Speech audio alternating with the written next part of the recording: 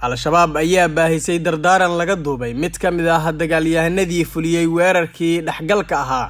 ee xalane iyo garoonka diyaaradaha ee magaalada Muqdisho ka dhacay 23 bishan Maarso sanadkan 2022.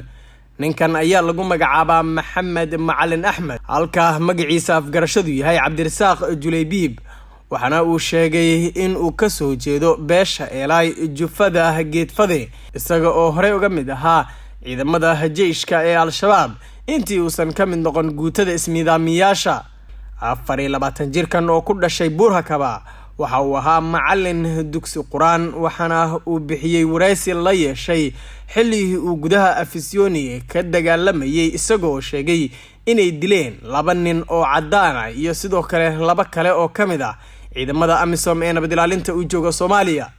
al-shabaab ayaa baahiyay dhawaan magacyada iyo qabaylada ay ka soo jeedaan 2 nin oo fuliyay weerar ismiidaamin ah oo lagu qaaday